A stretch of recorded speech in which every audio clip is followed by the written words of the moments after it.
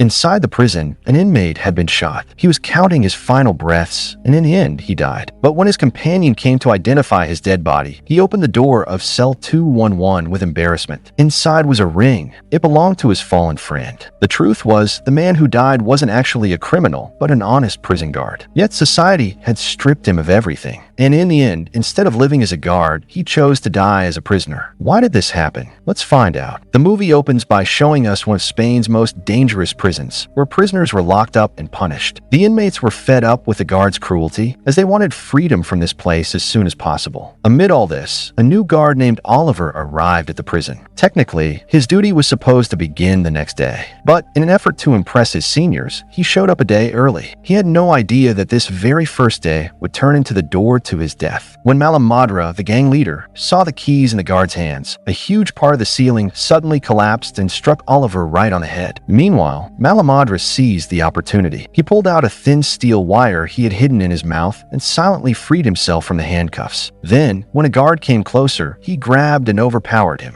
Oliver wasn't alone. Another guard was with him. Seeing the situation escalate, that guard dragged Oliver, who was badly injured, into an empty cell. That cell was none other than cell 211. But Malamadra soon sparked a riot, freeing all the prisoners. Locks were broken, and the inmates took control of every corner of the prison. Soon, fires broke out in different parts of the facility, creating chaos everywhere. Amid the smoke, screams, and violence, Oliver's colleague debated whether to rescue him. Another guard warned, "If we take him, we'll both be caught and beaten to death by these inmates. Better leave him." So they abandoned Oliver, unconscious, inside the prison. The prison director was watching everything through CCTV cameras, but he was helpless, trying only to figure out what Malamadra really wanted. When Oliver regained consciousness inside cell 211, Malamadra's men found him lying there. Mistaking him for a new prisoner, they tried waking him. Confused, Oliver couldn't understand their questions. When he didn't answer, they locked him inside and left. Fully awake now, Oliver realized he was trapped among the inmates. He also understood that if he revealed he was a guard, they would kill him instantly. So he quickly flushed his shoelaces down the toilet, hid his belt under the mattress, and dumped his wallet in the toilet as well. These were items guards usually carried, and if prisoners saw them, his cover would be blown. He was about to remove his wedding ring when the cell door opened again. This time, Malamadra's men escorted him to the gang leader himself. Oliver lit a cigarette confidently, handed the pack back, and calmly said, "I just got here today.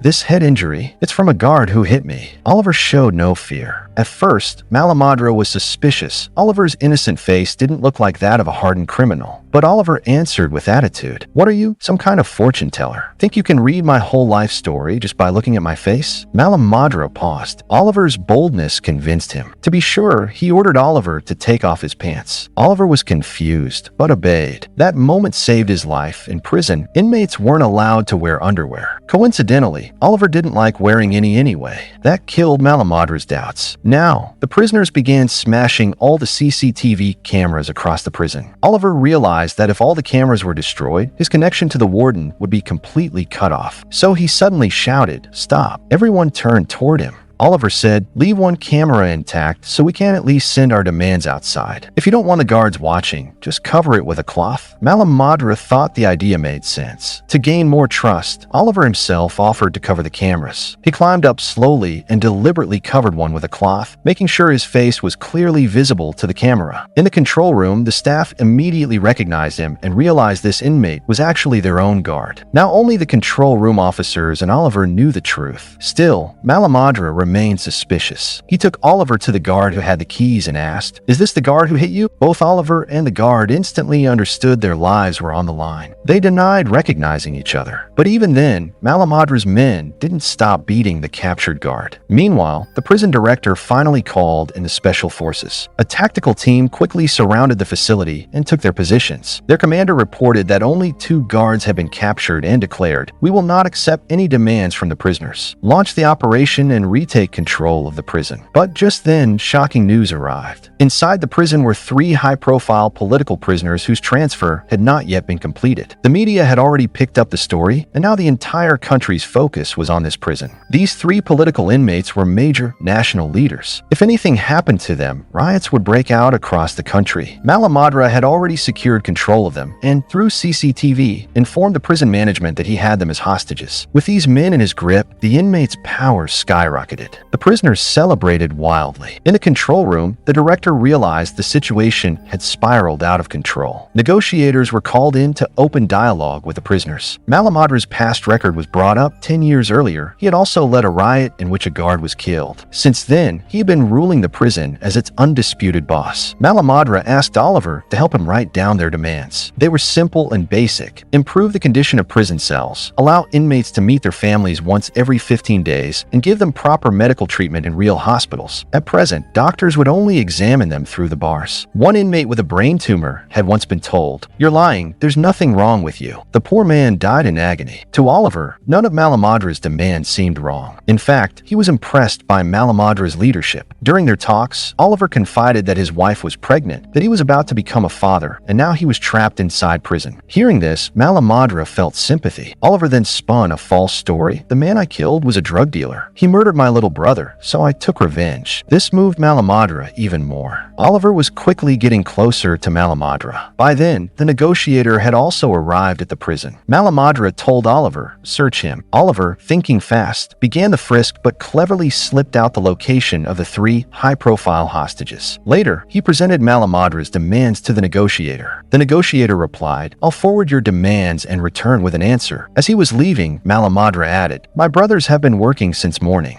They're hungry. Bring us good food. And one more thing, let Oliver talk to his wife." The negotiator agreed. "Yes, I can arrange that. That's within my control. I'll take him with me and bring him back." Malamadra, showing trust, agreed but warned him sharply. Nothing must happen to Oliver. By now, Malamadra had come to trust Oliver far too much in such a short time. This was the perfect opportunity for Oliver. But just as the gate was about to open, screams erupted inside. Malamadra immediately grabbed the negotiator and ordered Oliver to check. Oliver rushed over and found 2 inmates fighting. One had been struck on the head and lay unconscious. In the control room, the Special Forces commander saw this on the monitors and assumed an important hostage had been killed. He instantly ordered his men to prepare for an assault. Oliver immediately understood. If the Special Forces stormed in, rivers of blood would flow. Acting quickly, he dragged the 3 political hostages in front of a surveillance camera so the commander could see they were alive. As soon as the commander saw them on CCTV, he called off the attack. Negotiations resumed. Oliver's quick thinking and courage had just saved countless lives. But Malamadra didn't like the fact that this newcomer was suddenly being treated like a hero. Oliver, sensing the danger, deflected the credit by raising Malamadra's hand in front of everyone, saying it was his idea. The inmates lifted both men onto their shoulders in celebration. Malamadra muttered to Oliver, "Good job, but next time do anything without my permission and you're dead." Meanwhile, somehow a rumor spread to the news that the 3 political leaders had been killed and many others injured. At that very moment, Oliver's wife, Elena, was dining in a restaurant. On TV, she saw the breaking news. The prison where her husband worked was in total chaos. Terrified, she immediately tried calling Oliver. Each time, his phone was unreachable. After countless attempts, she finally managed to reach one of Oliver's colleagues. He simply told her, "Oliver's on duty at another branch. Maybe his phone is off because of work." But Elena wasn't convinced. She knew something was wrong. She quickly grabbed her car keys and drove to the prison. By then, a huge crowd of prisoners' families had already gathered outside. Everyone was desperate for news about their loved ones. Elena pushed through the crowd, asking about Oliver, but no one gave her a clear answer. Inside, Malamadra was eating with his men. Oliver sat with them, listening closely to Malamadra's old prison stories. Suddenly, the inmate responsible for the earlier fight appeared. Malamadra immediately confronted him, furious that he had nearly ruined the entire plan and endangered everyone's lives, to set an example. Meanwhile, Oliver saw an opportunity. He quietly stole the walkie-talkie lying on Malamadra's chair. His thoughts were with Elena.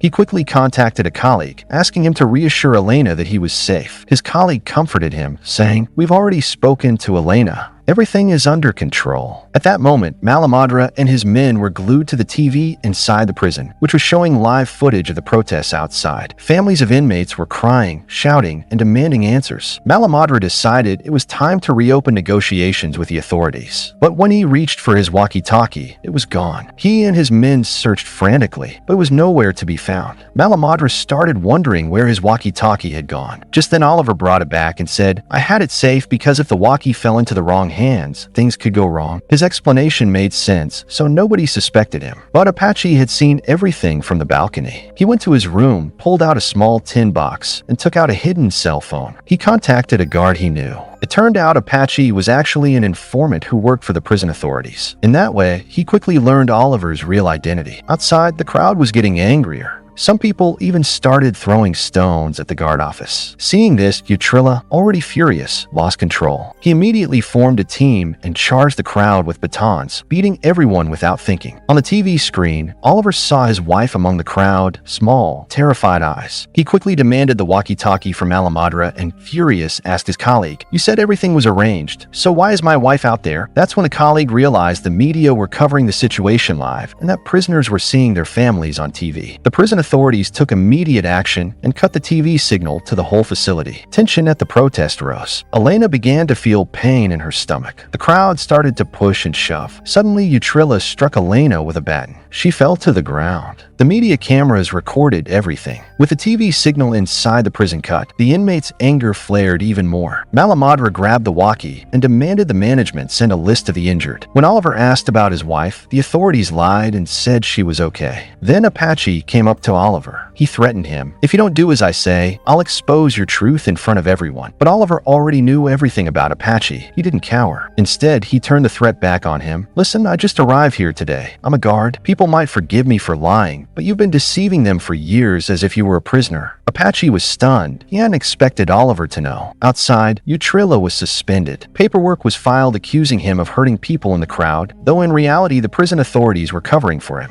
Inside, Malamadra and Oliver sat and discussed what to do next. Malamadra told Oliver, "I'll take full responsibility. Tell them you were forced to help me. That'll reduce your sentence. You'll get back to your wife and your unborn child sooner." At that moment, the prison management sent the list of injured people. Malamadra opened it. There were only 4 names. He instantly realized the management was trying to fool them. Furious, he decided they had to escalate. He resolved to kill one of the 3 hostages. Oliver protested. If they killed any of the captives, the management would retaliate and the special forces would storm in and slaughter them all. Then Oliver suggested a different idea. "Let's cut off a piece of one man's ear. That will send them a signal that we're serious." The job of cutting the ear was entrusted to Oliver. He performed it quickly to minimize suffering. Soon after, the severed ear was sent to the prison management. Now the authorities had no choice but to hand over the real list. When Malamadra opened the authentic list, his heart shattered. Elena, Oliver's pregnant wife, was on it. Meanwhile, Apache had contacted people outside and gathered more information. In the footage, Utrilla clearly raises his hand against Elena. Oliver watched that video again and again. Each viewing stoked his fury. On one hand, he was risking his life inside the prison working with him. On the other hand, his wife was being brutally beaten outside. His colleague had lied to him. Burning with rage, Oliver demanded that Utrilla be brought in immediately. The lives of the captive leaders were at stake and management couldn't do anything. They sent Utrilla inside alone. As soon as Utrilla entered, Malamadra took charge, brandishing a knife and pulling him away from the cameras. Oliver asked him about Elena, but Utrilla said nothing. When Oliver shoved the video in front of him, Utrilla turned his gaze away. Oliver's restraint snapped. He attacked the guard and went berserk. In a frenzy, he killed Utrilla. Oliver then grabbed the walkie and demanded to speak to his wife. At last, he learned the whole truth. Both his wife Elena and their unborn child had died. Hearing that, Oliver completely broke down. He rested his head on Malamadra's shoulder and sobbed uncontrollably. Malamadra ordered everyone to beat the guard together. But in his final angry act, the beaten guard blurted out Oliver's true identity. "Why are you so upset? He's a prison guard." The inmates were stunned, but Oliver didn't care anymore.